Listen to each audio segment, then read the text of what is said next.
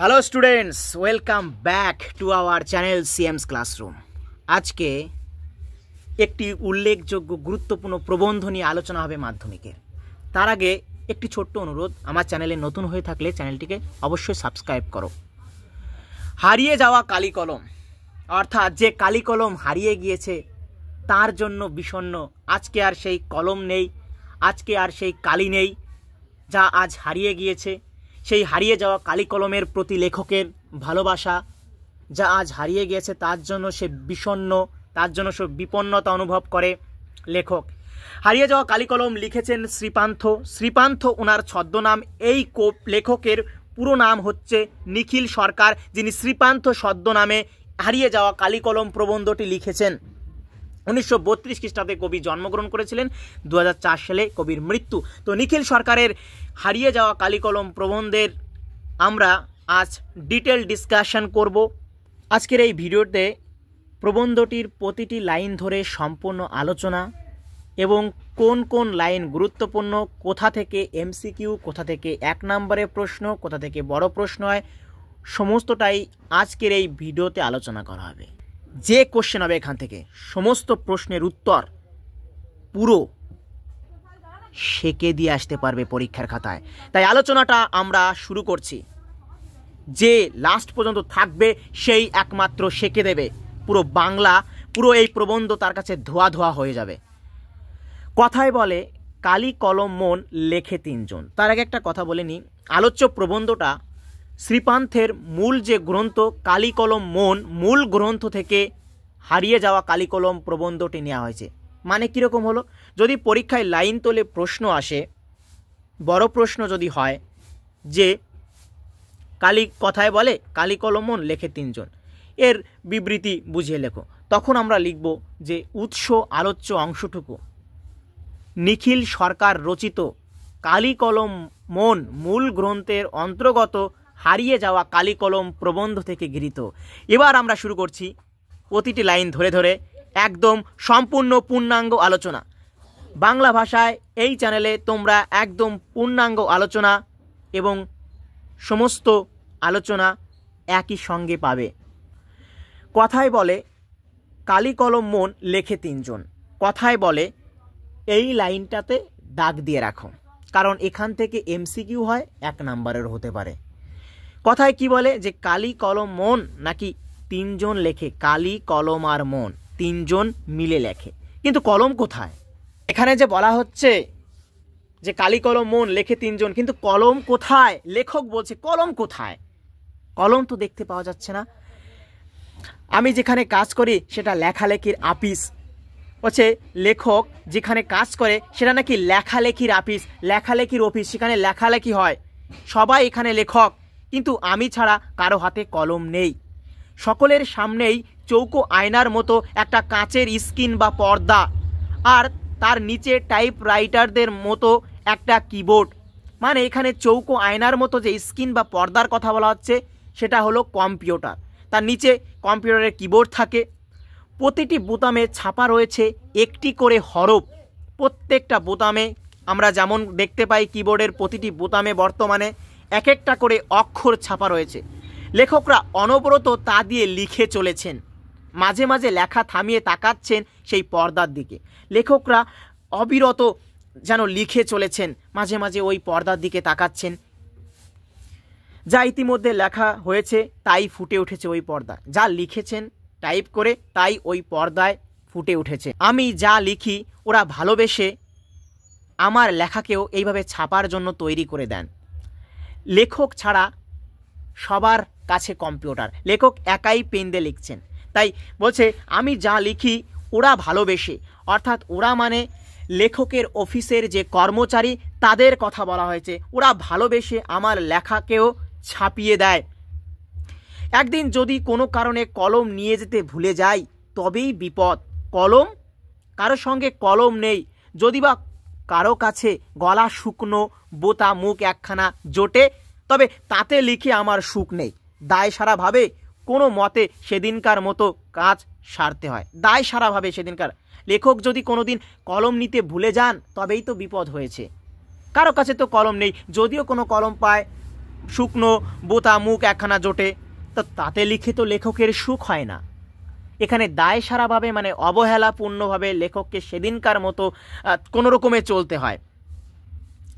অথচ আমাদের আপিস সবাই বলেন লেখালেখির আপিস, লেখকের কারখানা বলছে, অথচ এই অফিসকে সবাই বলে এটা নাকি লেখালেখির অফিস, অর্থাৎ এখানে সবাই লেখালেখি করেন, লেখকের কারখানা এটা নাকি। বাংলা একটা কথা চালু ছিল, এই লাইনটাতে দাগ দাও, কারণ 1 নম্বরের জন্য আসে। বাংলায় কি কথা চালু ছিল?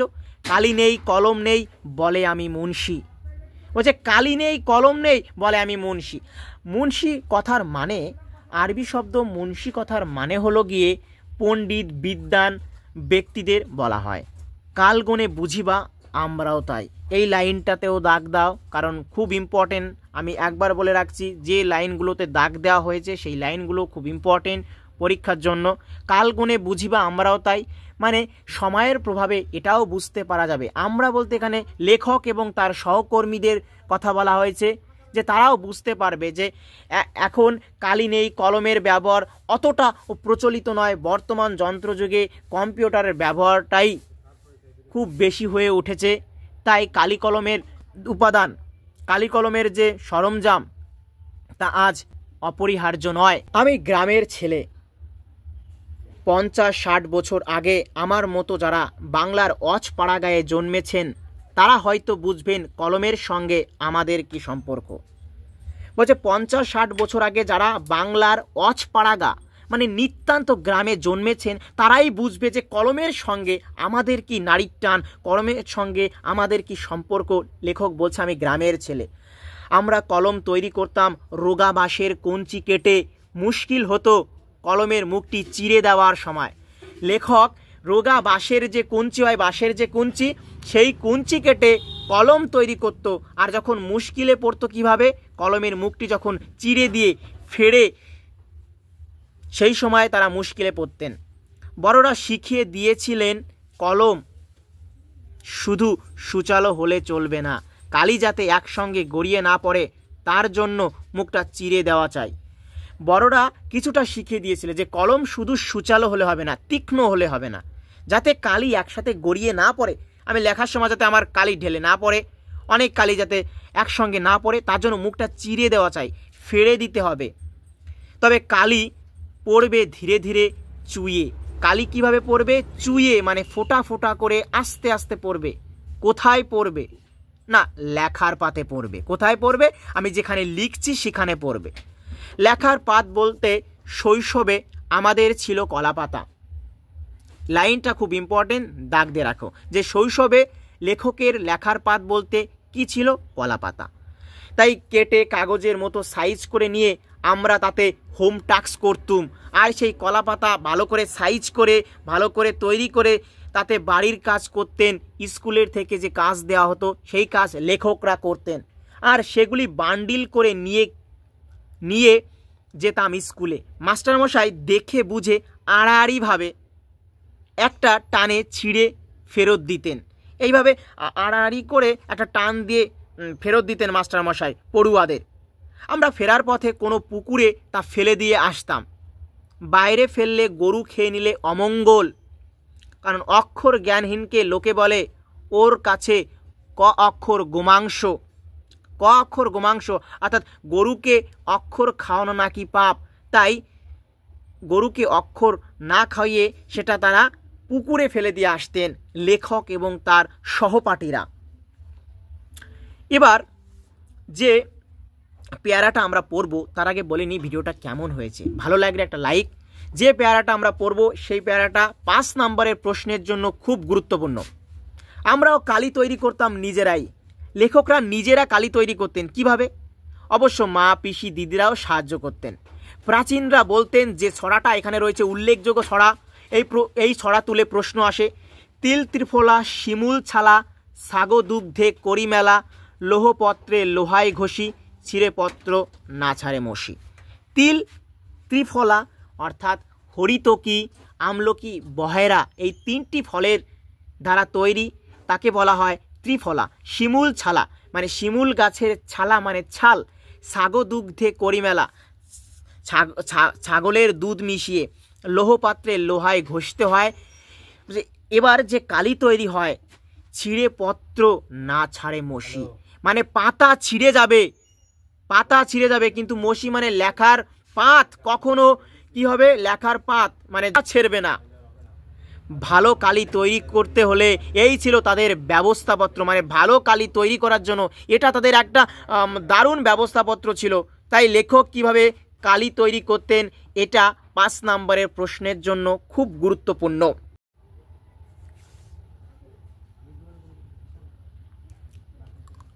কালি তৈরির জন্য এইটা তাদের খুব সুন্দর ব্যবস্থাপত্র ছিল। আমরা এত কিছু আয়োজন কোথায় পাবো? আমাদের ছিল সহজ কালি তৈরি পদ্ধতি। খুব ইম্পর্টেন্ট প্রশ্ন, বারবার বলছি, সহজ কালি তৈরি পদ্ধতি কী ছিল? এটা 5 নম্বরের প্রশ্নের জন্য খুব ইম্পর্টেন্ট। বাড়ির রান্না কাঠের উনুনে হতো, তাতে কড়াইয়ের তলায় বেশ কালি জমতো। কাঠের উনুনে যখন রান্না হতো তখন ওই যে কড়াইয়ের নিচে বেশ কালি জমতো। ছোটোবেলায় আমরাও দেখতাম লাউ পাতা দিয়ে তা ঘষে তুলে, লাউয়ের পাতা নিতাম একটা, ঘষে তুলে একটা পাথরের বাটিতে রাখা জলে তা গুলে নেওয়া হতো।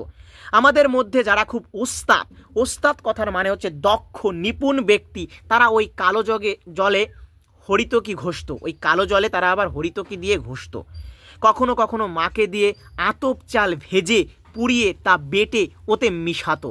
কেউ তো আবার মাকে দিয়ে আতপ চাল ভাজতো, তা পুড়িয়ে ওতে মেশাতো। সব ভালো করে মেশাবার পর একটা খুন্তির গোড়ার দিকটা পুড়িয়ে লাল টকটক করে সেই জলে সেঁকা দেওয়া হতো। মানে একটা খুন্তি নেওয়া হতো, মানে ওই খুন্তিকে আগুনে দিয়ে লাল টকটক করে সেই জলে সেঁকা দেওয়া হতো। অল্প জল তো, তাই অনেক সময় টকবক করে ফুটতো। অল্প জলে যখন এই খুন্তিটা ধরবে টকবক টকবক টকবক করে ফুটতে থাকবে। তারপর ন্যাকড়ায় ছেঁকে, একটা ন্যাকড়া নেওয়া হতো, কাংস টুকরো নেওয়া হতো যাকে ন্যাকড়া বলে, সেই ন্যাকড়ায় ছেঁকে দোয়াতে কালি ঢালা হতো। দোয়াতে মানে যেখানে কালিটা থাকে, সেই কালি থাকার পাত্র হচ্ছে দোয়াত, সেই দোয়াতে কালি ঢালা হতো। দোয়াত মানে মাটির দোয়াত মানে এখানে মাটির দোয়াতের কথা বলা হয়েছে। বাঁশের কলম, মাটির দোয়াত, ঘরে তৈরি কালি আর কলাপাতা, বলতে গেলে তাই নিয়ে আমাদের প্রথম লেখালেখি। পরীক্ষায় প্রশ্ন হয় আমাদের প্রথম লেখালেখির সরঞ্জাম কি? উত্তর দিতে হবে বাঁশের কলম, মাটির দোয়াত, ঘরে তৈরি কালি আর কলাপাতা। এত বছর পরে সেই কলম যখন হাতছাড়া হওয়ার উপক্রম, তখন মনে কষ্ট হয় বই কি। হারিয়ে যাওয়া কালি কলম, যে কালি দিয়ে লেখক ছোটবেলায় লিখত, সেই কালি কলম আজ হারিয়ে যেতে বসেছে এই যন্ত্র নির্ভর যুগে। এখন কম্পিউটারের যুগে, এই মোবাইলের যুগে কেউ কলম এবং এই কালি ব্যবহার করতে চায় না, সবাই কম্পিউটার এবং মোবাইলে লেখালেখি করে। আর এত বছর পরে যার জন্য এত লিখতাম ছোটবেলা, খুব সুন্দর করে লিখতাম, সেই কালি কলম আজ হারিয়ে যাওয়ার উপক্রম হয়েছে, হারিয়ে যেতে বসেছে। তবে মনে কষ্ট হবে না একটু? আমরা কলম দিয়ে কত লিখতাম, তার জন্য একটু কষ্ট অনুভব হচ্ছে। ভাবি, আচ্ছা আমি যদি যীশু খ্রিস্টের আগে জন্মাতাম? লেখক এবার কল্পনার জগতে কিছু ভাবাভাবি শুরু করে দিয়েছেন। লেখক বলছে আমি যদি খ্রিস্টর আগে জন্মাতাম, যদি ভারতে জন্ম না হয়ে আমার জন্ম হতো প্রাচীন মিশরে। মিশর মানে আফ্রিকা মহাদেশের অন্তর্গত একটা দেশ। আমরা সবাই জানি মিশরের পিরামিড বিখ্যাত। মিশর হচ্ছে ইজিপ্ট দেশ। আমি যদি বাঙালি না হয়ে হতাম প্রাচীন সুমেরিয়ান বা ফিনিশিয়ান। এখানে বলে রাখি, সুমেরিয়ান আর ফিনিশিয়ান কারা? সুমেরিয়ান হচ্ছে ইতিহাসে উল্লেখিত টাইগ্রিস ও ইউফ্রেটিস নদীর মাঝখানে গড়ে ওঠা যে সভ্যতা, সেই সভ্যতার অধিবাসী ছিলেন, বাসিন্দা ছিলেন। ফিনিশিয়ান মানে হচ্ছে যে প্রাচীন ফিনিশীয় সভ্যতার অধিবাসী তারা। তবে হয়তো নীল নদীর তীর থেকে একটা নল খাগড়া ভেঙে নিয়ে আসতাম। নীল নদ, পৃথিবীর দীর্ঘতম নদ হচ্ছে নীল নদ। সেই নীল নদের তীর থেকে, সেই নীল নদের পাড় থেকে একটা নল খাগড়া মানে নলের তৈরি তৃণ ভেঙে নিয়ে আসতাম, সেটিকে বোতা করে তুলি বানিয়ে লিখতাম। হয়তো সুচালো করে কলম বানাতাম, তুলি বানিয়ে লিখতো, হয়তো সুচালো করে কি করতো, কলম বানাতো। লেখক মনে মনে এমন কল্পনাই করছেন যে তিনি যদি যীশুখ্রিস্ট হতেন, তার জন্ম যদি ভারতে না হয়ে মিশরে হতো, তিনি নীল নদের তীর থেকে নল খাগড়া নিয়ে তাকে বোতা করে তুলি বানিয়ে লিখত। এবার বলছে হয়তো ফিনিশীয় আমি বন প্রান্ত থেকে কুড়িয়ে নিতাম একটা হাড়। তিনি বলছে আমি যদি ফিনিশীয় হতাম তবে বনের থেকে একটা হাড় নিতাম কুড়িয়ে, সেই হতো আমার কলম। এমনকি আমি যদি রোম সাম্রাজ্যের অধীশ্বর হতাম, আমি যদি হতাম স্বয়ং জুলিয়াস সিজার, রোম সাম্রাজ্যের অধীশ্বর মানে রোমের সম্রাট, ইতালির রাজধানী রোম, তার সম্রাট ছিল জুলিয়াস সিজার, সেই জুলিয়াস সিজার যদি আমি হতাম, তাহলে আমার শ্রেষ্ঠ কারিগররা বড়জোর একটা ব্রোঞ্জের শলাকা, এখানে ব্রোঞ্জ হচ্ছে তামা আর টিন মিশিয়ে তৈরি ধাতু বিশেষ, শলাকা একটা সরু কাঠি, সেই ব্রোঞ্জের শলাকা হতো আমার জন্য, আমার কারিগররা এটা নিয়ে আসতেন, যার পোশাকি নাম হচ্ছে স্টাইলাস। এই স্টাইলাস হচ্ছে ব্রোঞ্জের শলাকার আসল নাম, তুলে দিত আমার হাতে, তার বেশি কিছু নয়। সিজার যে কলমটি দিয়ে কাসকাকে আঘাত করেছিলেন, মানে জুলিয়াস সিজার কে ছিল আমরা বললাম, যিনি জুলিয়াস সিজার ছিলেন রোম সাম্রাজ্যের সম্রাট, অর্থাৎ তিনি যখন তার সাম্রাজ্য বিস্তার করছেন, তার উত্থান যখন হচ্ছে, তখন কাসকা হচ্ছে রোমের সাধারণ জনগণের একজন নেতা। সে সিজারের যে উত্থান, তার উত্থানকে বাধা দিতে চায়, তখন সিজার কি করেছিল, কাসকাকে হত্যা করে ফেলে। সেটি কিন্তু এই স্টাইলাস বা ব্রোঞ্জের ধারালো শলাকা ছিল। কলম সেদিন খুনিও হতে পারে বই কি, লাইনটা তুলে প্রশ্ন হতে পারে যে কলম সেদিন খুনিও হতে পারে বই কি, খুব ইম্পর্টেন্ট এই লাইনগুলো। চীনারা অবশ্য চিরকালই লিখে আসছে তুলিতে, চীনারা যারা চীন দেশের মানুষ চিরকালই তুলি দিয়ে লিখে আসছে, তাদের বাদ দিলে এই সেদিন পর্যন্ত বিশ্বের জ্ঞানাঞ্জন শলাকা ছিল সর্বাত্রেই শলাকা, যে তাদের বাদ দিয়ে এই তো সেদিন পর্যন্ত বিশ্বের জ্ঞানের যে শলাকা ছিল সব জায়গায় তো সেই শলাকা ছিল, তা বাঁশের হোক, নল খাগড়ার হোক বা পাখির পালক আর ব্রোঞ্জেরই হোক। এখন স্কুলের ছেলেমেয়েদের তহবিলে হয়তো দেখা যায় রকমারি কলম, এখন দেখা যায় স্কুলের ছেলেপেলেদের দেখলে দেখা যায় যে ওই তাদের তহবিলে তাদের যে সঞ্চয় ভাণ্ডার রয়েছে ওর মধ্যে বিভিন্ন প্রকারের কলম দেখতে পাওয়া যায়। হয়তো গ্রাম অঞ্চলেও আজ বাঁশের কঞ্চির কলম আর খুঁজে পাওয়া যাবে না, এখন গ্রামেও উন্নতি হয়ে গেছে। সেই ছোটবেলায় যে বাঁশের কলম দিয়ে লেখালেখি হতো তা আজ আর নেই, এখন সব জায়গায় আধুনিকতা চলে এসছে। খাগের কলম দেখা যায় একমাত্র সরস্বতী পুজোর সময়। তো ইম্পর্টেন্ট লাইন এমসিকিউতে আসতে পারে, খাগের কলম কখন দেখা যায়? খাগের কলম মানে খাগড়ার নল দিয়ে তৈরি যে কলম, তা সরস্বতী পুজোর সময় দেখা যায়। কাচের দোয়াতে কালির বদলে দুধ, কাচের দোয়াতে কালির বদলে কি থাকে? দুধ থাকে। ফাউন্টেন পেন বা বল পেনের বদলে খাগের কলম। পালকের কলমও আজ আর চোখে পড়ে না, তার ইংরেজি নাম কুইল। কুইল হচ্ছে পাখির পালক দিয়ে তৈরি কলমকে ইংরেজিতে কুইল বলে। লর্ড কার্জন বাঙালি সাংবাদিকের গরম গরম ইংরেজি দেখে তাদের বলতেন, আগে বলিনি লর্ড কার্জন কে ছিল। লর্ড কার্জন 1905 খ্রিস্টাব্দে বঙ্গভঙ্গের সময় ভারতের বড়লাট ছিলেন, তিনি বঙ্গভঙ্গ কার্যকর করেছিলেন বাংলার বুকে। লর্ড কার্জন বলতেন, বাবু কুইল ড্রাইভার্স, মানে বাঙালি সাংবাদিকদের গরম গরম ইংরেজি দেখে। এখন পালকের কলম দেখতে হলে পুরনো দিনের তৈলচিত্র কিংবা ফটোগ্রাফ ছাড়া গতি নেই। যদি এখন কেউ পালকের কলম দেখতে চায় তাহলে পুরনো দিনের যে তৈলচিত্র আছে বা ফটোগ্রাফ তাকে দেখতে হবে, ফটো দেখতে হবে। উইলিয়াম জোন্স কিংবা কেরি সাহেবের সমনসী ছবিতে দেখা যায় সামনে তাদের দোয়াতে গোজা পালকের কলম। উইলিয়াম জোন্স কি ছিল? উইলিয়াম জোন্স ছিলেন একজন ইংরেজ ভাষাতাত্ত্বিক। উইলিয়াম জোন্স যিনি 1784 খ্রিস্টাব্দে এশিয়াটিক সোসাইটি প্রতিষ্ঠা করেছিলেন। কেরি সাহেব কে ছিল? কেরি সাহেব ছিলেন একজন খ্রিস্টান মিশনারি যার পুরো নাম ছিল উইলিয়াম কেরি। তার সমনসী ছবিতে, অর্থাৎ তার নিজের মুন্সী ছিলেন রামরাম বসু। রামরাম বসুর কাছে উইলিয়াম কেরি বাংলা শিখতেন। তার ছবিতে দেখা যায় তার দোয়াতে গোজা পালকের কলম। এই পালক কেটে কলম তৈরির জন্য সাহেবরা ছোট্ট একটা যন্ত্র বের করেছিলেন। যন্ত্রটা এক ধরনের পেন্সিল শার্পনারের মতো দেখতে ওই যন্ত্রটা। তারা ওই কুইল তৈরি করার জন্য এই যন্ত্র তৈরি করেছেন। তাতেও রয়েছে ধারালো ব্লেড। পালক ঢুকিয়ে চাপ দিলেই ব্যাস, পালক ঢুকালে চাপ দিলেই হয়ে গেল, তৈরি হয়ে গেল কলম। পালকের কলম তো দূরের কথা, সে অনেক দূরের কথা, ও ছেড়ে দাও, পালকের কলম ছেড়ে দাও। দোয়াত কলমই বা আজ কোথায়? দোয়াতের কলমই দেখা যায় না, আর পালকের কলম।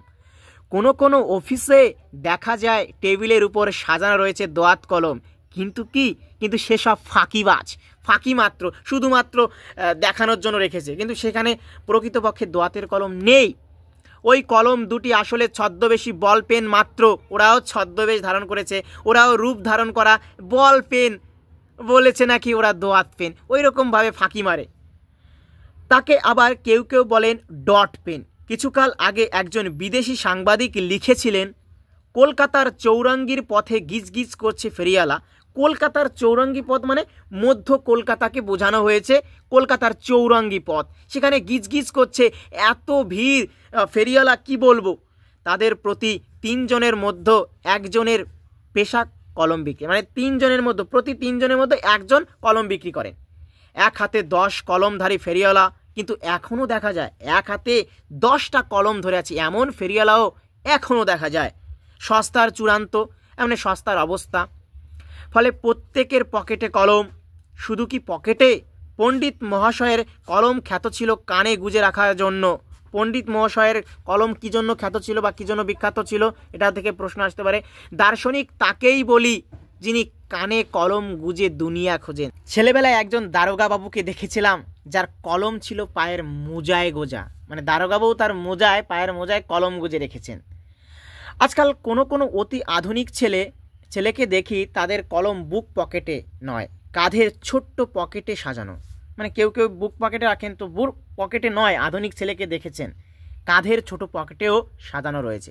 কেউ কেউ অবশ্য চুলে কলম ধারণ করেন, সেটা অবশ্য ইচ্ছাকৃত নয়, চুলেও কলম নিয়ে রাখে কেউ কেউ। ভিড়ের ট্রামে বাছে যাতায়াতের ফল।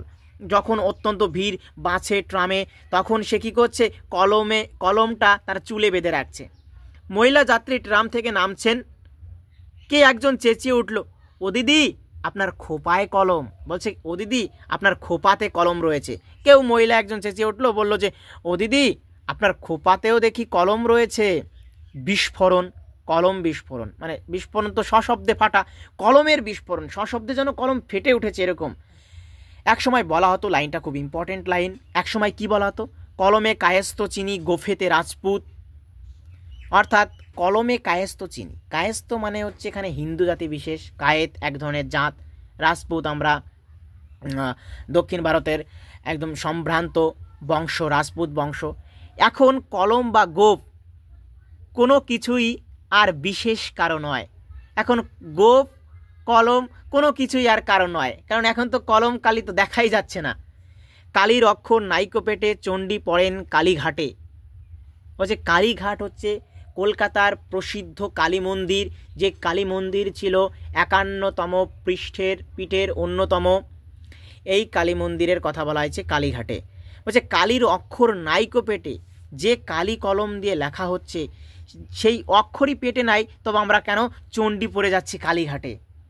ঠিক আছে, মানে আমরা অক্ষর জ্ঞান নেই, তাও আমরা কিভাবে চণ্ডী পড়ে যাচ্ছি কালীঘাটে। এখনকার পেটে কত অক্ষর তা নিয়ে যাদের ভাবনা তারা ভাবুন, এখনকার পেটে কত অক্ষর। লেখক বলছে যে এখনকার পেটে কত অক্ষর আছে, তাদের যারা ভাবছেন তারা ভাবতেই থাকুন। আমরা শুধু জানি দেশে সবাই স্বাক্ষর না হলেও কলম এখন সর্বজনীন।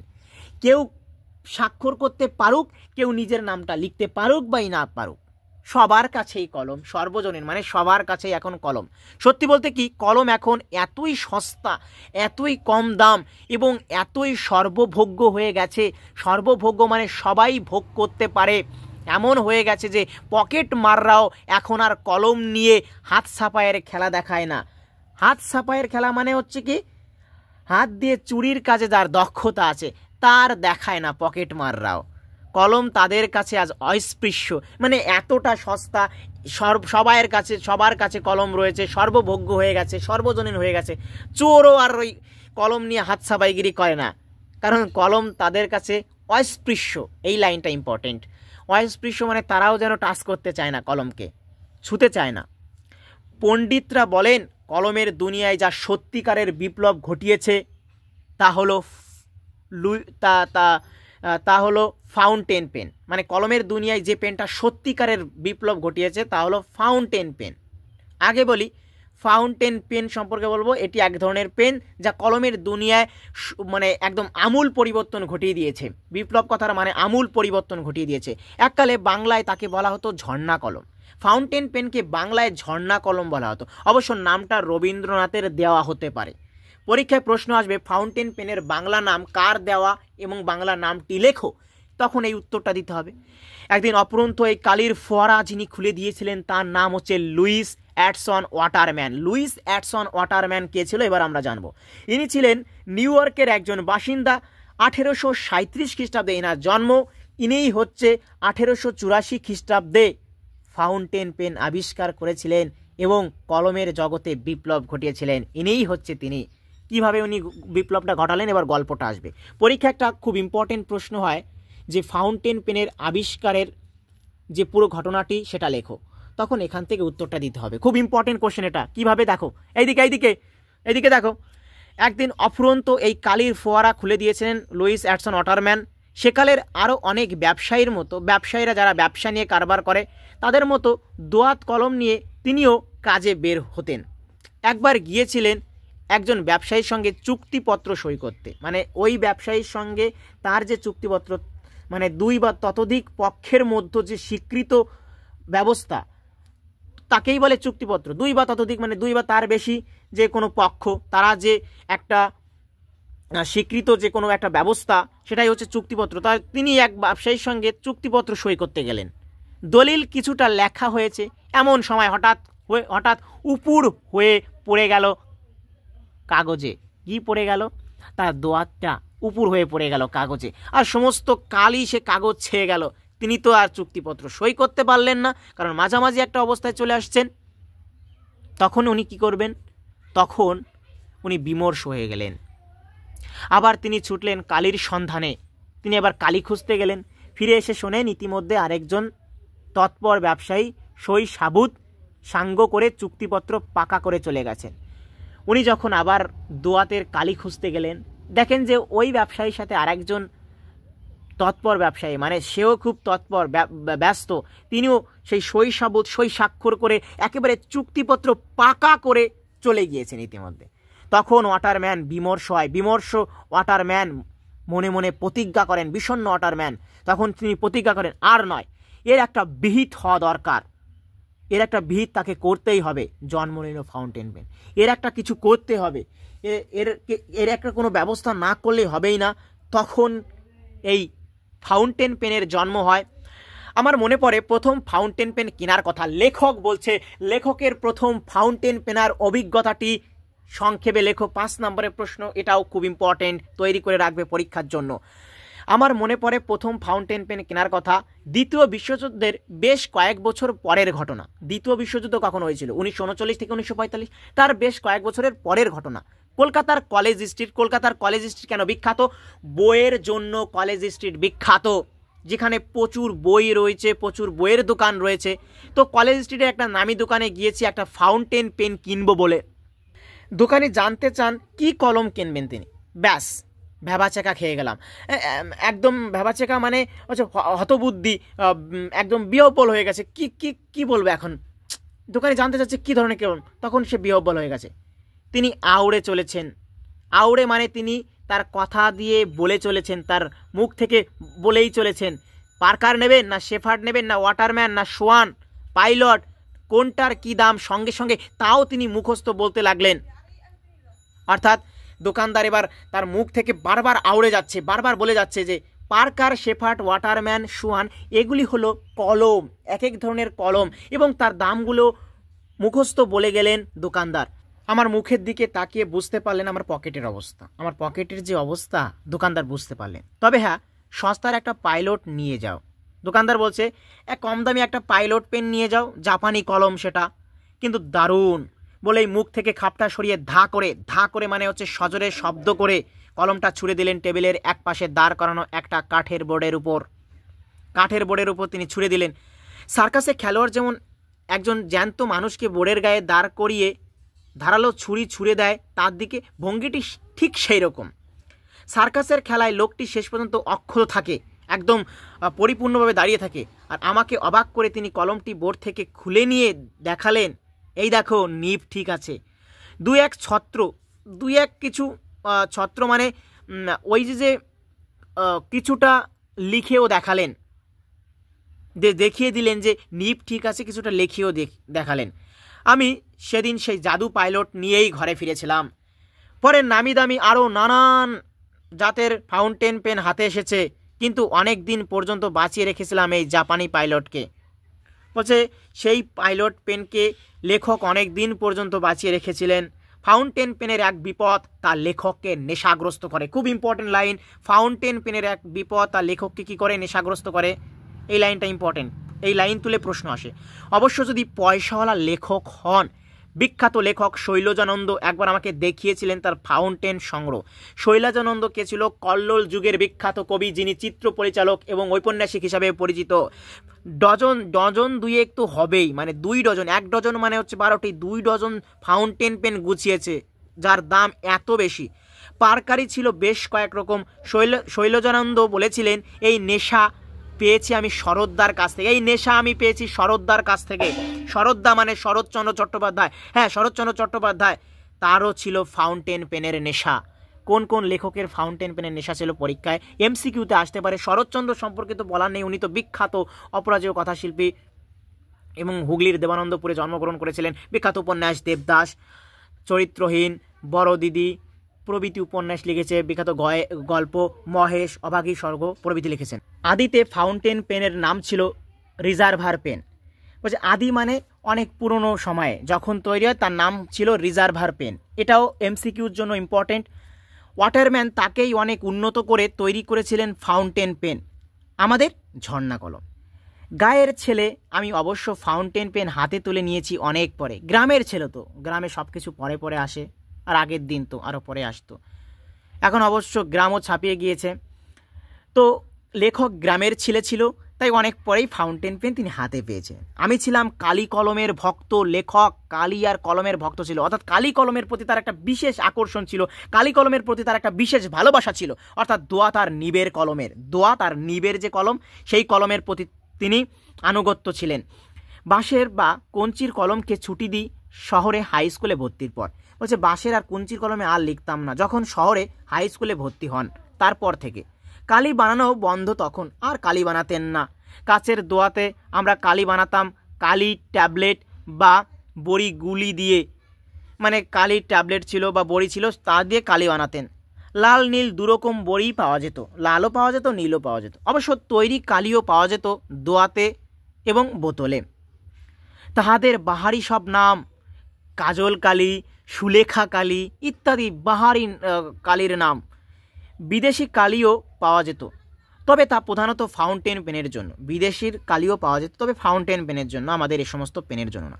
নিব এবং হ্যান্ডেলও ছিল রকমারি। যে কলমের নিবটা হয়, কলমের যে হ্যান্ডেলটা হয়, সেই হ্যান্ডেল বিভিন্ন প্রকার হ্যান্ডেল, যেমন এখন বিভিন্ন প্রকারের হ্যান্ডেল রয়েছে, সেই বিভিন্ন ধরনের হ্যান্ডেল ছিল কলমের। সুচালো মুখের নিবের মতো ছিল চওড়া মুখের নিব, মানে সুচালো ছিল, অনেকটা তীক্ষ্ণ মুখের যে নিবটা ছিল, কলমের নিব হয়, সে তার মতো চওড়া ছিল ওই মুখের নিব। যার যেমনটি চাই, মানে যে যেমন প্রকার ব্যবহার করবে ঠিক তেমনই সে পাবে। হ্যাঁ, বিদেশে উন্নত ধরনের নিবও বের হয়েছিল এক সময়। সেসব গরুর শিং নয়তো কচ্ছপের খোল কেটে তৈরি, খুবই টেকসই। লাইন তুলে প্রশ্ন আসবে টেস্ট পেপারে, বারবার শেখে দেখো যে খুব টেকসই মানে কি। এখানে সেই উন্নত নিবের কথা বলা হয়েছে যা গরুর শিং এবং কচ্ছপের খোল কেটে তৈরি। খুব ইম্পর্টেন্ট প্রশ্ন। পালকের কলম তাড়াতাড়ি বোতা হয়ে যায়, তাই এই ব্যবস্থা। কখনো বা শিঙের নিবের মুখে বসানো হতো হিরে। শিঙের নিব যারা অত্যন্ত ধনী ছিল তারা এই ধরনের পেন কিন্তু হিরে বসানো হতো। ফাউন্টেন পেনের প্লাটিনাম, সোনা এসব দিয়ে মুড়ে তাকে আরও দামি আর পোক্ত করা হতো। ফাউন্টেন পেনকেও প্লাটিনাম, সোনা দিয়ে মুড়ে আরও দামি, আরও পোক্ত, আরও শক্ত করা হতো। এসব করে রকমারি চেহারার সস্তা দামি ফাউন্টেন পেন বাজারে ছেড়ে ক্রমে হটিয়ে দেওয়া হলো দোয়াত আর কলমকে। মানে সস্তা দামের ফাউন্টেন পেনকে এখন বাজারে ছেড়েছে, আর সেই আমার ছোটোবেলার দোয়াত এবং সেই কলমকে হটিয়ে দেওয়া হলো, সরিয়ে দেওয়া হলো। আমরা যখন কলেজে পড়ছি তখন বলতে গেলে সব পড়ুয়ার পকেটেই ফাউন্টেন পেন। যখন লেখক কলেজে পড়ে সবার কাছে এখন ফাউন্টেন পেন। কঞ্চির কলম, খাগের কলম, পালকের কলম সব উধাও, সব অদৃশ্য হয়ে গেছে এখন। সেই কলমগুলো এখন আর নেই। সেই সঙ্গে শিক্ষিত ঘরে কিংবা অফিসে, আদালতে টেবিল থেকে উধাও জোড়া দোয়াত কলম। টেবিল থেকেও সব জায়গা থেকে কলম যেন সব জায়গা থেকে চলে গেছে, শিক্ষিত অফিস থেকে, আদালত থেকে, সব জায়গা থেকে উধাও হয়ে গেছে দোয়াতের কলম। সেগুলো সাজিয়ে রাখবার আসবাব, সেগুলো বাস কী ছিল? সাজিয়ে রাখার আসবাব ছিল। কালির আধার, ব্লটিং পেপার, সব কালির আধার ছিল, মানে কালিতে লেখার বিভিন্ন আধার ছিল এটা, তাই বলছে কালির আধার। ব্লটিং পেপার মানে কি? কালি শুকানোর জন্য এক বিশেষ ধরনের কাপড় হচ্ছে ব্লটিং পেপার, বিশেষ ধরনের পেপার। এক সময় লেখা শুকনো হতো বালি দিয়ে, এক সময় লেখা কিভাবে শুকনো হতো? বালি দিয়ে শুকনো হতো, পরে ব্লটিং পেপারে শুকানো হয়। সব মিখিয়ে লেখালেখি রীতিমতো ছোটোখাটো একটা অনুষ্ঠান। এখানে একটা ইম্পর্টেন্ট কথা বলে রাখা দরকার, সেটা হচ্ছে সব মিলে লেখালেখি রীতিমতো ছোটোখাটো একটা অনুষ্ঠান। এই লাইনটা তুলে 2024-এর মাধ্যমিকে কোশ্চেন হয়েছে। আশা করি 2025-এ এই নিয়ে কোনো কোশ্চেন হবে না, তাই এটা নিয়ে ঘাবড়ানোর কোনো দরকার নেই। আগের যেটা নিয়ে আলোচনা করা হচ্ছে, কালি কিভাবে তৈরি হয়, ফাউন্টেন পেনের কিভাবে জন্ম হলো, এই সমস্ত লাইন ইম্পর্টেন্ট। এবার দোয়াত যে কত রকমের হতে পারে না দেখলে বিশ্বাস করা শক্ত। কত রকমের যে দোয়াত হতে পারে, আমি বিশ্বাস না দেখলে আমি বিশ্বাসই করতে পারতাম না যে এত রকমের দোয়াত হতে পারে। কাচের, কাঠ গ্লাসের, পোর্সেলিন হচ্ছে চীনা মাটিরও দোয়াত হয়, চীন দেশের যে মাটি, শ্বেত পাথরের, জেড কি? জেড হচ্ছে এক ধরনের সবুজ পাথর বিশেষ। পিতলের, ব্রোঞ্জের কথা আমি আগেই বলেছি, তামার, টিন মিশে তৈরি, ভেড়ার শিঙের, এমনকি সোনারও। গ্রামে কেউ দু একটা পাশ দিতে পারলে বুড়ো বুড়িরা আশীর্বাদ করতেন, বেঁচে থাকো বাছা, তোমার সোনার দোয়াত কলম হোক। মানে গ্রামে যদি দু একটা পাশ দিতে কেউ পারত এই কলম নিয়ে, তখন বুড়ো বুড়িরা আশীর্বাদ দিতেন, ঠিক আছে বাছা তুমি বেঁচে থাকো, তোমার সোনার দোয়াত যেন কলম হয়ে যায়। সোনার দোয়াত যে কলম সত্যি হতো তা আমি জেনেছিলুম শুভ ঠাকুরের বিখ্যাত দোয়াত সংগ্রহ দেখতে গিয়ে। এই শুভ ঠাকুর কে ছিল? শুভ ঠাকুরের পুরো নাম হচ্ছে শুভগেন্দ্রনাথ ঠাকুর। শুভগেন্দ্রনাথ ঠাকুরকে, আরে রবীন্দ্রনাথের কথায় চলে আসবো। রবীন্দ্রনাথ ঠাকুরের শেষ দাদা হেমেন্দ্রনাথ ঠাকুরের পুত্র ঋতেন্দ্রনাথ ঠাকুরের ছেলে ছিল এই শুভগেন্দ্রনাথ ঠাকুর। পুরো ডিটেলস আলোচনা। যদি ভিডিওটা ভালো লেগে থাকে অবশ্যই লাইক। সাহিত্য এবং ইতিহাসের নানান চরিত্র পর্যন্ত যোগ করা ছিল কোনো দোয়াতে, মানে সাহিত্য আর ইতিহাসে বিভিন্ন চরিত্র কোনো দোয়াতে আবার যোগ করা ছিল। অবাক হয়ে সেদিন মনে মনে ভাবছিলুম, এই সব দোয়াতের কালি দিয়েই না শেক্সপিয়ার, দান্তে, মিল্টন, কালিদাস, ভবভূতি, কাশিরাম দাস, কীর্তিবাস থেকে রবীন্দ্রনাথ, বঙ্কিমচন্দ্র, শরৎচন্দ্র সব অমর রচনা লিখে গেছেন। এবার আমরা জানব শেক্সপিয়রকে। শেক্সপিয়র হচ্ছে ইংরেজি সাহিত্যের বিখ্যাত সাহিত্যিক এবং নাট্যকার ছিলেন, যিনি তার বিখ্যাত নাটকগুলি লিখেছেন, ওথেলো, ম্যাকবেথ প্রভৃতি। দান্তে কে ছিল? দান্তে ছিল ইতালির কবি। মিল্টন কে ছিল? সপ্তদশ শতাব্দীর একজন ইংরেজ কবি। কালিদাসের কথা সবাই জানে, সংস্কৃত সাহিত্যের বিখ্যাত নাট্যকার ছিলেন কালিদাস। ভবভূতিও একই রকম সংস্কৃত সাহিত্যের নাট্যকার ছিলেন তিনি। কাশিরাম কে ছিল? যিনি মহাভারত অনুবাদ করেছেন বাংলায়। কীর্তিবাস কে ছিলেন? যিনি বাংলায় রামায়ণ অনুবাদ করেছেন, তার রামায়ণ রামের পাঁচালী নামে পরিচিত। রবীন্দ্রনাথ সবাই চিনি। সাহিত্য সম্রাট বঙ্কিমচন্দ্র ছিলেন অপরাজেয়। কথাশিল্পী শরৎচন্দ্র সব অমর রচনা লিখে গেছেন এই সমস্ত পেন কালি দিয়ে। হায় কোথায় গেল সেসব দিন, হায় হায় হায় কোথায় গেল সেসব দিন। এখন ফাউন্টেন পেন ক্রমে তাও বুঝিবা যায়।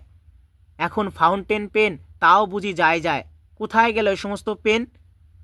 ফাউন্টেন পেনও আজকে উঠে যেতে চলেছে। এখন বল পেন বা ডট পেন এক রোগা লিকলিকে রিলিফে, আজকাল বিভিন্ন ধরনের যে রোগা লিকলিকে রিলিফের পেন বেরিয়েছে, সেই পেন প্রতিযোগিতা করছে কে কার আগে যেতে পারবে, তাই নিয়ে তাদের গর্ব। ফাউন্টেন পেনও অবশ্য কম যায় না, ফাউন্টেন পেনেরও দম আছে, সে কম যায় না। একটা বিদেশি কাগজে ফাউন্টেন পেনের বিজ্ঞাপনে দেখেছিলাম ওদের তহবিলে সঞ্চিত ভাণ্ডারে নাকি রয়েছে 700 রকমের নিব। যারা গান চর্চা করেন তাদের জন্য, যারা শ্রুতি লেখক কারা? যারা শুনে শুনে লেখেন, বা স্টেনোগ্রাফার তাদের জন্য, যারা বাঁ হাতে লেখেন, যারা অনেকে আবার বাঁ হাত দিয়ে লেখেন তাদের জন্য। এক কথায় সব ধরনের লেখকের জন্য আলাদা আলাদা নিব ছিল। যন্ত্রযুগ সকলের দাবি মেটাতেই তৈরি। আজকাল যন্ত্রযুগ, আজকাল আধুনিক যুগ। এই আধুনিক যুগ বা যন্ত্রযুগ সবার দাবি মেটাতেই তৈরি। হ্যাঁ, টাকার কুমিরদের খুশি করবারও ব্যবস্থা তাদের হাতে।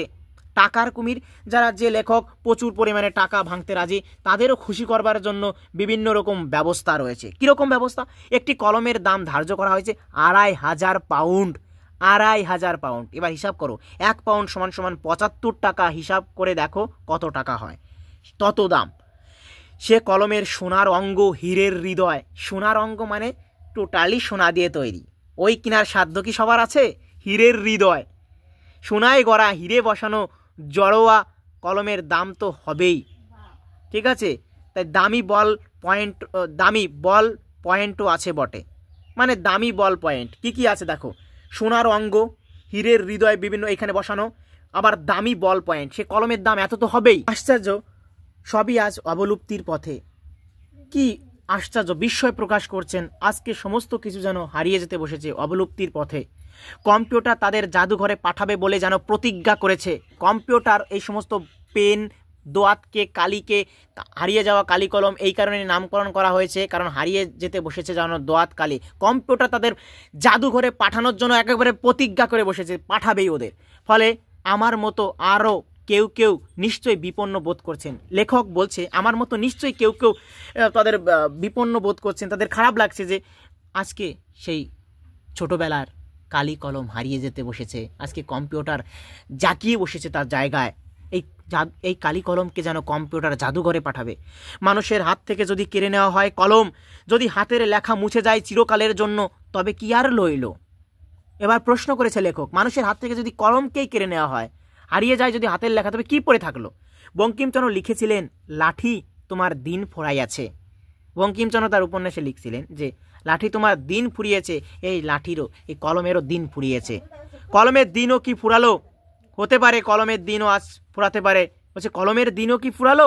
লেখক প্রশ্ন করেছে, হতে পারে, কিন্তু ইতিহাসে ঠাই কিন্তু তার পাকা। ইতিহাসে তিনি ঠাই হয়ে একদম মজবুত হয়ে দাঁড়িয়ে আছে। যারা উস্তাদ কলমবাজ, যারা দক্ষ কলমবাজ, তাদের বলা হয় ক্যালিগ্রাফিস্ট বা লিপি কুশলী, যাদের খুব সুন্দর হাতের লেখা। মুঘল দরবারে একদিন তাদের কত না খ্যাতি, কত না সম্মান। এই সমস্ত ক্যালিগ্রাফিস্টদের দিয়ে মুঘল সম্রাট আকবর থেকে সবাই এদের ডেকে নিত এদের ভালো হাতের লেখার জন্য। বিশ্বময় সব দরবারেই, আমাদের এই বাংলা মুলুকেও রাজা জমিদাররা লিপি কুশলীদের গুণী বলে সম্মান করতেন। আমাদের বাংলা মুলুকেও, মুলুক মানে এই দেশ, আমাদের এই বাংলাদেশেও বিভিন্ন রাজা জমিদাররা লিপি কুশলীদের, যারা খুব সুন্দর হাতের লেখা ছিল এবং তারা লিখতে পারতেন, তাদের গুণী বলে তাদের সম্মান করতেন, তাদের ভরণ পোষণের ব্যবস্থা করতেন। কেউ কেউ তো রাজদরবারে সভাকবি রেখে দিতেন ভালো হাতের লেখার জন্য। এই সমস্ত লিপি কুশলীদের রেখে দিতেন। ভরণ পোষণ মানে বস্ত্র, খাদ্য দিয়ে নিজের বাড়িতে প্রতিপালন করতেন। সাধারণ গৃহস্থ লিপিকরদের ডেকে পুঁথি নকল করাতেন। সাধারণ গৃহস্থ মানুষও এই লিপিকরদের ডেকে তাদের পুঁথি নকল করাতেন। এখনও পুঁথি দেখলে চোখ জুড়িয়ে যায়, এত সুন্দর লিখতেন তারা, এখনও দেখলে যেন চোখ জুড়িয়ে যায়। তা একটা লাইন, সমানি সমশীর্ষানি ঘনানি বিরলানি চ, মানে সব অক্ষর সমান, প্রতিটি ছত্র, প্রত্যেকটা লেখা সুশৃঙ্খল এবং পরিচ্ছন্ন। এক একজনের যাকে বলে মুক্তোর মতো হস্তাক্ষর। এক একজন লিপিকুশলীর যেন একদম মুক্তোর মতো হাতের লেখা, চমৎকার হাতের লেখা, সুন্দর। অথচ কত সামান্যই না রোজগার করতেন ওরা, কত সামান্য রোজগার করতেন, কত অল্প রোজগার করতেন, অল্প টাকা পেতেন তারা। 4 খণ্ড রামায়ণ কপি করে একজন লেখক অষ্টাদশ শতকে পেয়েছিলেন নগদ 7 টাকা।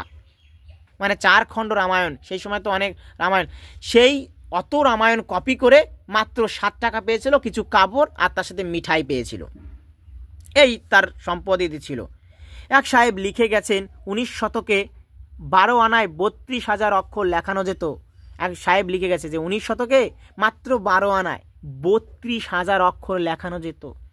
তবু পুঁথির কত না মাহাত্ম্য মানে তার যে মহৎ গুণ ছিল, তাকে ঘিরে লিপিকরদের কত না গর্ব। লিপিকর যারা ক্যালিগ্রাফিস্ট, যারা খুব সুন্দর হস্তাক্ষর দ্বারা লিখতে পারেন, তাদের কত না গর্ব ছিল।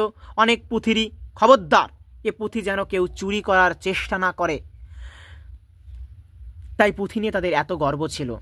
কলমকে বলা হয় তলোয়ারের চেয়েও শক্তিধর। কেন? কারণ ফাউন্টেন পেনও হয়তো আভাসে ইঙ্গিতে তাই বলতে চায়। কলম ছিল তরোয়ালের থেকেও শক্তিধর। কলম, তাই বলছে কলম একটা ধারালো তলোয়ার যত শক্তিধর তার থেকে বেশি শক্তিধর। ফাউন্টেন পেনও হয়তো আভাসে, তার ইঙ্গিতে, ইশারায় তাই বলতে চেয়েছে। কেননা অনুষঙ্গ হিসাবে, অনুষঙ্গ মানে প্রসঙ্গ চলে আসে, ব্যারেল, কার্টিস এইসব শব্দ শোনা যায়। ব্যারেল হচ্ছে কালি রাখার আধার, কার্টিস মানে টোটা এখানে, অর্থাৎ ফাউন্টেন পেনের যে কালির দোয়াত রাখার আধার সেটাই হচ্ছে কার্টিস, এইসব শব্দ শোনা যায়। কিন্তু কদাচিৎ, কিন্তু সবসময় বারুদের গন্ধ কানে পৌঁছায়। অন্যদিকে ইতিহাসে কিন্তু অনেক পালকের কলমধারীকে সত্যি কখনো কখনো তলোয়ার হাতে লড়াই করতে হয়েছে ক্রূর কিংবা মিথ্যাচারী প্রতিপক্ষের সঙ্গে। ক্রূর কিংবা মিথ্যাচারী প্রতিপক্ষ অর্থাৎ নির্দয় এবং তার যে অপোজিট সাইডের যে প্রতিপক্ষ তার সঙ্গে লড়তে হয়েছে এই কলম দিয়েই। কলকাতার ইতিহাসে এ ধরনের ডুয়েল বা দ্বৈরথের কাহিনী রয়েছে। ডুয়েল বা দ্বৈরথ, ডুয়েল মানে হচ্ছে দুই রথীর যুদ্ধ, এইরকম কাহিনী শোনা যায়। সুতরাং যখন দেখি এত পরিবর্তনের মধ্যেও কেউ কলম আঁকড়ে পড়ে আছেন তখন বেশ ভালো লাগে। কলম আজকে হারিয়ে যেতে বসেছে, কালি কলম আজকে পৃথিবী থেকে অবলুপ্ত হতে বসেছে, তবুও যখন কেউ কালি কলম আঁকড়ে ধরে থাকে না তখন দেখতে বেশ ভালো লাগে, সত্যি ভালো লাগে, চমৎকার লাগে। ভাবতে ভালো লাগে আমাদের কালের অধিকাংশ লেখকই এখনও কলমে লেখেন, এটাও ভালো লাগে। সব থেকে গর্বের কথা, এটা আমার খুব ভালো লাগে যে আমাদের কালে এখনও অনেক লেখক কলম নিয়ে লেখেন। অনেক ধরে ধরে টাইপ রাইটারে লিখে গেছেন, একমাত্র একজন, তিনি হলেন অন্নদাশঙ্কর রায়। অন্নদাশঙ্কর রায় কে ছিল? 1904 খ্রিস্টাব্দে কবি এবং এই উপন্যাসের উড়িষ্যায় জন্ম হয়েছিল এবং উড়িষ্যার মধ্যে তিনিই প্রথম আইএসসি পাশ করেছিলেন। বিখ্যাত উপন্যাসিক ছিলেন কবি অন্নদাশঙ্কর রায়। গত কয়েক বছর ধরে কবি সুভাষ মুখোপাধ্যায় একজন অন্যতম কবি, যাকে পদাতিক কবিও বলা হয়। সুভাষ মুখোপাধ্যায় টাইপ রাইটার ধরেছেন। অন্যরা প্রায় সবাই লিখেছেন কলমে, অন্যরাও কলমে লিখেছেন। অবশ্য ফাউন্টেন পেন কিংবা বল পেনে সম্ভবত শেষ পর্যন্ত নিবের কলমের মান মর্যাদা বাঁচিয়ে রেখেছিলেন মাত্র একজন, তিনি হলেন সত্যজিৎ রায়। সত্যজিৎ রায় হচ্ছে সুকুমার রায়ের পুত্র ছিলেন, যিনি পথের পাঁচালী যে উপন্যাস তাকে মুভিতে কনভার্ট করেছিলেন এবং অস্কার জয়ী হয়েছিলেন। তার অনেক সুন্দর সুস্থ নেশার একটি চিত্র লিপি শিল্প। সত্যজিৎ রায়ের অনেকগুলো নেশার মধ্যে একটা ছিল তিনি লিখতে ভালোবাসতেন, লিপি শিল্প। তার হাতের লেখার কুশলতার সঙ্গে অন্যান্য শিল্পকর্মের সম্পর্ক থাকা খুবই সম্ভব। তার হাতের লেখার যে এত সুন্দর, তার সঙ্গে অন্যান্য শিল্পকর্মের সম্পর্ক থাকা খুবই সম্ভব। কেনা জানেন রবীন্দ্রনাথ বেশি বয়সে যে চিত্রশিল্পী হিসাবে বিশ্বময় সম্মানিত হয়েছিলেন তার সূচনা কিন্তু হাতে লেখা পাণ্ডুলিপির পাতায়। রবীন্দ্রনাথ অনেক বয়সের পরে চিত্রশিল্পী হিসেবে খ্যাতি হয়েছিলেন। কবি তো ছিলেনই, বিশ্বকবি ছিলেন, তাও পরে আবার চিত্রশিল্পী হিসেবেও তার নাম চারিদিকে ছড়িয়ে পড়ে। এর কারণ কি? তার হাতে লেখা পাণ্ডুলিপির পাতায় তিনি লেখালেখি করতেন। পাণ্ডুলিপির পাতায় অক্ষর কাটাকুটি করতে গিয়ে মনের অজান্তে রচিত হয়েছিল ছন্দবদ্ধ সাদা কালো ছবি। কম্পিউটারে নাকি ছবি আঁকতে পারে, কম্পিউটারে আজকাল ছবি আঁকতে পারে, কিন্তু সেসব ছবি কতখানি যন্ত্রের আর কতখানি শিল্পীর, সেটাই তো, সেই ছবি তো শিল্পীর না হয়ে শুধু যন্ত্রের ছবি, সেটা শিল্পীর দক্ষতা নয়। আমি কালি খেকো কলমের ভক্ত বটে, কালি খেকো, আমার কলম আর দোয়াত নিয়ে লিখতে ভালোবাসি আমি। লেখক বলছে আমি কালি খেকো কলমের ভক্ত, আমার ওই দোয়াত আর কালি আমি লিখতে ভালোবাসি। কিন্তু তাই বলে ফাউন্টেন পেন বা বল পেনের সঙ্গে আমার কোনো বিবাদ নেই, তাই বলে ওদের সঙ্গে আমার কোনো ঝগড়াঝাটি নেই। কেননা ইতিমধ্যেই বল পেনের কাছে আত্মসমর্পণ করে বসে আছি, বল পেনের কাছে সম্পূর্ণভাবে নিজেকে দান করে বসে আছি। মনে মনে সেই ফরাসি কবির মতো বলছি, মনে মনে সেই ফরাসি কবির একটা লাইন আছে, সেই ফরাসি কবির মতো বলছি, তুমি সবল আমি দুর্বল, তুমি সাহসী আমি ভীরু, তবু যদি আমাকে হত্যা করতে চাও আচ্ছা তবে তাই হোক, ধরে নাও আমি মৃত। ফরাসি কবির বিখ্যাত লাইন, খুব কুশল লাইন এটা। হ্যাঁ, একবার অন্তত নিবের কলমকে দেখা গেছে খুনির ভূমিকায়, নিবের কলম খুনির ভূমিকায় দেখা গেছে। কীরকম কাহিনী? অসাধারণ লেখক, তোমার আমার সকলের প্রিয় কঙ্কাবতী ও ডমরুধরের স্বনামধন্য লেখক ছিলেন তৈলক্যনাথ মুখোপাধ্যায়, যিনি মারা গিয়েছিলেন নিজের হাতের কলম হঠাৎ অসাবধানবশত, তিনি বুঝতে পারেননি, হঠাৎ অসাবধানবশত তার বুকে ফুটে গিয়েছিল, আর সেই আঘাতের পরিণতি নাকি তার মৃত্যু? তৈলক্যনাথ মুখোপাধ্যায় বাঙালি কৌতুক লেখক ছিলেন, যিনি উত্তর চব্বিশ পরগনা মানে এই জেলার উত্তর চব্বিশ পরগনা জেলার আমাদের জেলার শ্যামনগরে জন্মগ্রহণ করেছিলেন। তিনি তার কলমের আঘাতে মারা গিয়েছেন। পুরো আলোচনাটা একদম ইন ডিটেলস করা হয়েছে, প্রতিটি লাইন ধরে ধরে। তোমাদের সত্যি ভালো লেগে থাকলে একটি লাইক, কমেন্ট এবং বন্ধু বান্ধবীদের মধ্যে শেয়ার করতে একদম ভুলো না। এরপরে প্রতিটি আলোচনা আমার এই চ্যানেলে ধরে ধরে আসবে, তার জন্য চ্যানেলটিকে সাবস্ক্রাইব করো।